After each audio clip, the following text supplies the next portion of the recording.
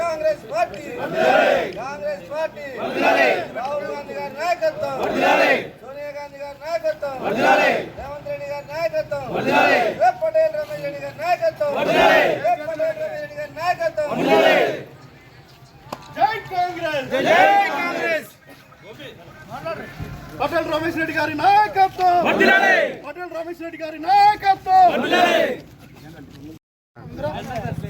రాష్ట్ర ముఖ్యమంత్రి గవర్నీయులు రేవంత్ రెడ్డి గారు నల్లగొండ జిల్లా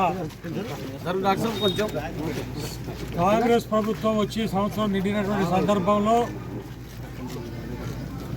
ఏదైతే రాష్ట్ర ప్రభుత్వం సంక్షేమ వారోత్సవాలు నిర్వహిస్తూ ఉన్నదో అందులో భాగంగా ఈరోజు థర్మల్ పవర్ స్టేషన్ తామర్చర్లో నిర్మించబడినటువంటి పవర్ స్టేషన్ ప్రారంభించుకుని మరి సాయంత్రం 4 గంటలకు బహిరంగ సభకు ఇచ్చేటువంటి సందర్భంలో మరి ఈరోజు టూరిజం చైర్మన్ రమేష్ రెడ్డి గారి ఆధ్వర్యంలో మన పట్టణ పార్టీ నాయకులు మాజీ మన మున్సిపల్ కౌన్సిలర్ సోదరుడు షెఫీ గారు, అదేవిధంగా డాక్టర్ రామూర్తి గారు, రామనారెడ్డి గారు, అదే గట్టు శ్రీనివాసు, దేవేందర్, వెలిగంకన్న, మన కరుణాకర్, చాలామంది కౌన్సిలర్స్, ముఖ్య నాయకులు, అదేవిధంగా ప్రజాప్రతినిధులు అందరికీ సందర్భంగా స్వాగతం సుస్వాగతం తెలియజేస్తూ మరి ఇక్కడ పెద్ద ఎత్తున ఈరోజు మన వాళ్ళు దాదాపు 100 కార్లలో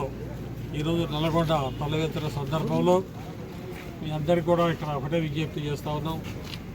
రోజుకి ప్రతిపక్షంలో ఉన్నటువంటి బీజేపీ పార్టీ, ముఖ్యంగా బీఆర్ఎస్ పార్టీ గుర్తులో పడ్డ ఎరకలాగా ఈరోజు ఏ విమర్శలు చేయాలో అర్థం కాకుండా వాళ్ళకు వాళ్ళే అరెస్ట్ అయ్యి వాళ్ళే అరాచకాలు సృష్టించుకొని లేనిపోయిన అపోహలతోటి ఈరోజు రాష్ట్రంలో లా అండ్ ఆర్డర్ ప్రాబ్లం సృష్టించి రేవంత్ రెడ్డి సర్కార్ని కూల్చాలనేటువంటి ప్రయత్నం చేస్తున్నట్టుగా స్పష్టంగా కనపడది. గతంలో కూడా అందుకు అనేక ఉదాహరణలు కూడా జరిగినాయి. ముఖ్యంగా లగచర్ల విషయంలో ప్రజలందరికీ కూడా స్పష్టంగా అర్థమైంది. స్వయాన జిల్లా కలెక్టరే హత్య చేయడానికి ఈరోజు బీఆర్ఎస్ పార్టీ కోరుకుందంటే రాష్ట్రంలో ఏ రకమైనటువంటి అరాచకాలు సృష్టించడానికి ఈరోజు బీఆర్ఎస్ పార్టీ సిద్ధమైందో ఈ సందర్భంగా ప్రజలందరూ కూడా ఆలోచించాల్సిన అవసరం ఉంది. ముఖ్యంగా రేవంత్ రెడ్డి గారి నాయకత్వంలో ఈరోజు ఇంటిగ్రేటెడ్ మరి స్కూల్ హాస్టల్స్ ఏవైతే ఉన్నాయో గతంలో ఒక గురుకులం పాఠశాల ఉందంటే చాలా అది గొప్పతనంగా పెద్ద గ్రేట్గా భావించేటువంటి రోజులు ఉండే. కానీ ఈరోజు రేవంత్ రెడ్డి గారు ఎవరి ఊహకు అందరి విధంగా ఎస్సీ, ఎస్టీ, బీసీ అంటే అంబేద్కర్ ఆశయం ఏదైతే ఉందో కులం లేదు, మతం లేదు, అన్ని కులాలు కూడా సమానత్వం అనేటువంటి డాక్టర్ బాబాసాహెబ్ అంబేద్కర్ యొక్క ఆశయం ఏదైతే ఉందో ఆయన ఆశయానికి అనుగుణంగా ఈరోజు ఎస్సీ, ఎస్టీ, బీసీ అన్నిటిని కలిపి ఇంటిగ్రేటెడ్ మరి గురుకుల పాఠశాలలు మరి ఈరోజు రాష్ట్రంలో దాదాపు పెద్ద ఎత్తున రేవంత్ రెడ్డి గారు ఇవ్వటం జరిగింది. అందులో భాగంగా నిన్ననే కోదాడలో కూడా ఉత్తమ్ కుమార్ రెడ్డి గారు నాయకత్వంలో అక్కడ కూడా ఇనాగ్రేట్ ఫౌండేషన్ వేసుకోవడం జరిగింది. ఈరోజు పత్రిక చూసినట్లయితే నవోదయ పాఠశాలలు తెలంగాణ రాష్ట్రానికి 7 డిక్లేర్ చేస్తే అందులో సూర్యాపేట కూడా ఒక నవోదయ పాఠశాల వచ్చిందంటే ఇదంతా మనం రేవంత్ రెడ్డి గారి యొక్క ఘనత చెప్పి కాంగ్రెస్ పార్టీ ఘనత చెప్పని ఈ సందర్భంగా తెలియజేస్తూ మరి ఈ యొక్క బహిరంగ సభను పెద్ద ఎత్తున విజయవంతం చేయడానికి పెద్ద ఎత్తున సరళించడానికి వచ్చిన కాంగ్రెస్ పార్టీ కార్యకర్తలందరూ కూడా ఈ సందర్భంగా మరొకసారి కృతజ్ఞతలు తెలియజేస్తాం. మన ముఖ్యమంత్రి రేవంత్ రెడ్డి గారు 1 సంవత్సరం కంప్లీట్గా చేసుకొని నల్లగొండలో విజయోత్సవ సభకు జరుపుతున్నందుకు ఇక్కడి నుండి మన tourism corporation chairman Ramesh Reddy గారి ఆధ్వర్యంలో దాదాపు 100 వెహికల్లో ఇవాళ కార్యకర్తలు రావడం జరుగుతుంది. అలాగే కంప్లీట్ చేసుకున్న సందర్భంగా వాళ్ళ ఆయన చేసిన కార్యక్రమాల్లో ముఖ్యంగా రావటంలో 48 గంటలనే 6 గ్యారెంటీలను చేస్తారని చెప్పి 6 గ్యారెంటీలు ముఖ్యంగా వాళ్ళ మహిళలకు ఉచిత బస్సు దాదాపు ఈ రోజు వరకు 1,20,00,000 మంది మహిళలు ఇవాళ బస్సులో ప్రయాణం చేశారు. దాదాపు వాళ్ళ కోసం 7,000 బస్సులను వాళ్ళకి కేటాయించడం జరిగింది. అలాగే వీళ్ళ గ్యాస్ సిలిండర్ ఇలా బీఆర్ఎస్ గవర్నమెంట్ కానీ ఇలా బీజేపీ గవర్నమెంట్లు కానీ ఇలా 12,1300 సిలిండర్ ఇలా 500కే రేవంత్ రెడ్డి గారు ఇస్తున్నారు.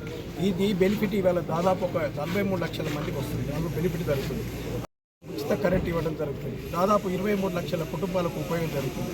అలాగే ముఖ్యంగా ఇవాళ ఉద్యోగాలు దాదాపు ఎన్నడూ లేని విధంగా ఇవాళ రేవంత్ రెడ్డి గారు ఉద్యోగస్తులు ఒక టీచర్స్ ఉద్యోగాలు 10,000 ఒక్కసారి మెగా డిఎస్సి కండక్ట్ చేసి ఉద్యోగాలు జరిగింది. దాదాపు ఇవాళ 60,000 ఉద్యోగాలు ఇవ్వడం జరిగింది. బీఆర్ఎస్ కాలంలో 10 ఏళ్లలో కూడా ఒక్క డిఎస్సి వేసిన పాపన కూడా లేదు. అలాగే ఇవాళ రైతులకు ఇవాళ చెప్తున్నాను, దేశ చరిత్రలో మొట్టమొదటిసారిగా ఇలా 21,000 కోట్ల రూపాయలు ఇవాళ 25 లక్షల కుటుంబాల రైతులకు లాభం చేసిన ఏకైక నాయకుడు రేవంత్ రెడ్డి అనేది ఖచ్చితంగా చెప్పగలం. ఇలాంటి ఎన్నో కాదు, ఇవాళ ఇంటిగ్రేటెడ్ స్కూల్స్, ఇవాళ ఎడ్యుకేషన్, ఇవాళ ఒక్కొక్క కాన్స్టిట్యున్సీకి ఒక్కొక్క ఇంటిగ్రేటెడ్ స్కూల్ ఇచ్చుకుంటూ దాదాపు 25 ఎకరాల్లో ఇవాళ అన్ని క్యాస్టులు తీసుకురావడం అనేది ఇవాళ ఇదివరకు ఎస్సీ గురుకులాలు, బీసీ గురుకులాలు, ఎస్టీలు అనేది ఉంది. కానీ ఇప్పుడు అందరూ కూడా అన్ని కులాలు, అన్ని మతాలు కూడా ఒకే దానికి ఒకే అంబ్రెల్లాకి తీసుకురావటం ఇవాళ రేవంత్ రెడ్డి ఘనతం. ఎందుకంటే ఇవాళ కాంగ్రెస్ ప్రభుత్వం, ఇవాళ రేవంత్ రెడ్డి గారి ప్రభుత్వం ఇవాళ కామన్ ఎడ్యుకేషన్ మీద, ఇవాళ వైద్యం మీద ఇలా బ్రహ్మాండంగా బడ్జెట్ కేటాయించడం జరుగుతుంది, ముందుకు పోవడం జరుగుతుంది. ఇవన్నిటి కూడా ఇవాళ చూస్తున్నాం. ఇవాళ బీఆర్ఎస్ ప్రభుత్వం పతనానికి కారణం ఈ రాష్ట్రాన్ని అప్పుల పాలు చేయటమే. ఇవాళ మంచిగా 60,000 కోట్ల బడ్జెట్ సర్ప్లస్ తెలంగాణ ఉపయోగిస్తే కేసీఆర్ గారు ఇవాళ 7 లక్షల కోట్ల అప్పు తీసింది. ఇవాళ రేవంత్ రెడ్డి గారు సంవత్సరానికి 72,000 కోట్లు అప్పు మాత్రమే కడుతున్నారు. ఇవాళ వీళ్ళు ఓడిపోవటానికి కారణం ఇవాళ 4 లక్షల కోట్ల అప్పు తెస్తే ఇవాళ 105 మంది ఎమ్మెల్యేలు ఇవాళ 2 లక్షల కోట్లు ఇవాళ ప్రజలకు పెడితే 2 లక్షల కోట్లు ఓన్లీ ఎమ్మెల్యేలు, మంత్రుల దగ్గర, వాళ్ళ దగ్గర ఉంటుంది. అవినీతి కారణం, అహంకారం కారణం, వీళ్ళన్నిటితోటే కూలిపోయింది. ఏదైతే తెలంగాణ రాష్ట్ర సమితి ఏ కారణంతో తెలంగాణకు వచ్చిందో అది ఎప్పుడైతే బీఆర్ఎస్గా మారిందో అప్పుడే పతనం అయిపోయింది. కాబట్టి ఏ పార్టీ అయినా సరే తెలంగాణకు వచ్చినప్పుడు అదే ఆశయంతో పనిచేయాలి, కానీ పని చేయకుండా అవినీతికి అహంకారం పోయి ఇవాళ బీఆర్ఎస్ పార్టీ కుప్పకూలిపోయింది. కాబట్టి ఇవాళ రేవంత్ రెడ్డి గారు రాజశేఖర రెడ్డి తర్వాత ఇలా స్టేబుల్గా గవర్నమెంట్ నడుపుకుంటూ ఒకవైపు కేసీఆర్ చేసిన అప్పులను ఇలా తీర్చుకుంటూ ఒక సంక్షేమ పథకాలను డెవలప్మెంట్ చేసుకుంటూ ఇలా విద్య, వైద్యం మీద ఇలా కేటాయించుకుంటూ స్టేబుల్గా రాజశేఖర రెడ్డి తర్వాత మళ్ళీ రేవంత్ రెడ్డి గారి ప్రభుత్వాన్ని మనం చూస్తున్నాం. ప్రజలారా గుర్తుపెట్టుకోండి. ఇవాళ ప్రతిపక్షాలకు కూడా చెప్తున్నాను, ఇవాళ భారతదేశంలో రాహుల్ గాంధీ, మేనకా గాంధీ తర్వాత బలమైన నాయకుడు కాంగ్రెస్ నాయకుడు ఎవరంటే రేవంత్ రెడ్డి అనే ఖచ్చితంగా చెప్తున్నాను. ఈ రోజు కాదు, ఇంకా 10 ఏళ్ళు కాదు, 20 ఏళ్ళైనా రేవంత్ రెడ్డి ఉన్నంత వరకు ఇవాళ తెలంగాణ డెవలప్ చేసుకుంటూ వీళ్ళ బలమైన నాయకుడు రేవంత్ రెడ్డిని బీజేపీ కాదు కదా బీఆర్ఎస్ ఏం చేయరు. రానున్న రోజుల్లో బీఆర్ఎస్ పార్టీకి లోకల్ బాడీ ఎలక్షన్ల వరకే ఎమ్మెల్యేలు ఉంటారా ఉండరని వాళ్ళకే డౌట్ వస్తున్నది. అది గుర్తుపెట్టుకోవాలి. ఎందుకంటే అహంకార అవినీతితో పనిచేసిన ఏ పార్టీ కూడా మనుగడ సాధించలేదు. కాబట్టి మరొకసారి కార్యకర్తలను ఇంతమంది ఇవాళ విజయ సభకు అందరికీ కూడా శుభాకాంక్షలు తెలియజేస్తున్నారు. జరిగే భారీ బహిరంగ సభకు తరలి వెళ్తున్నటువంటి నా తోటి నాయకులకు, ఇక్కడి నుంచి వెళ్తున్నటువంటి కార్యకర్తలకు, రైతాంగానికి అందరికీ కూడా నా హృదయపూర్వక నమస్కారాలు తెలియజేస్తున్నాను. సంవత్సర కాలంగా మన ప్రభుత్వం ఏర్పడి 1 సంవత్సర కాలం అయింది. దానికి అనుగుణ ఎందుకంటే 6 గ్యారెంటీలను అమలు చేసిన సందర్భంగా ప్రతి చోట కూడా బహిరంగ సభలు పెట్టి మన ప్రజాపాలన గురించి తెలియజేయాలన్నదే రేవంత్ రెడ్డి గారి ఉద్దేశము. మరి 6 గ్యారెంటీలే కాకుండా మన పెద్దలు చెప్పారు ఇంతకుముందే 6 గ్యారెంటీలలో అన్ని అమలైనవి ఉన్నాయి. కాకపోతే కళ్ళులేని కపోజులకు బీఆర్ఎస్ పార్టీ నాయకులకు అవపడట్లేదు. ఎంత చెప్పున్నా రుణమాఫీ అంటారు. రుణమాఫీ ఎంతవరకు జరిగిందో నిన్నటి వరకు జరిగింది. రుణమాఫీ 2 లక్షల వరకు కూడా రుణమాఫీ జరిగింది. అయినా కూడా రుణమాఫీ అంటారు.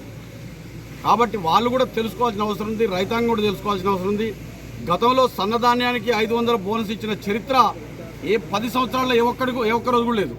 మరి అదే రేవంత్ రెడ్డి గారు ప్రభుత్వం వచ్చిన తర్వాత సన్నధాన్యానికి ఖచ్చితంగా 500 రూపాయలు బోనస్ ఇస్తానని ఏనాడు ప్రకటించిండో ఈరోజు అదే అమలైంది. మొన్నటి నుంచి మనకు 500 రూపాయల ధాన్యానికి బోనస్ ఇవ్వబడింది.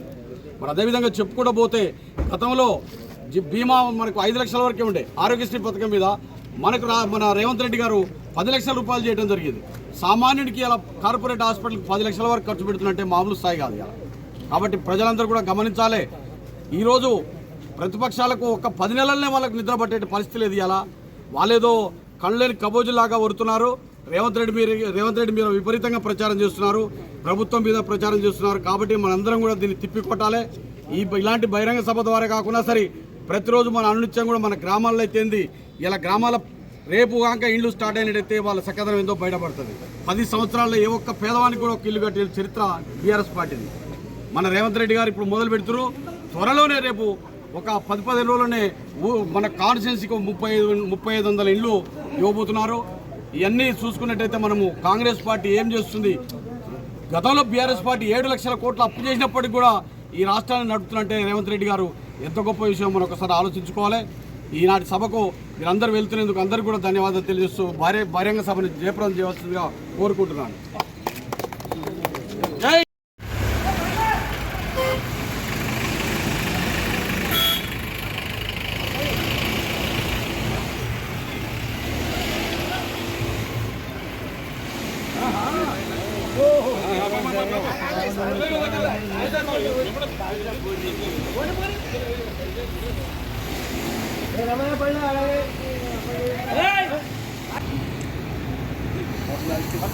ఓకే.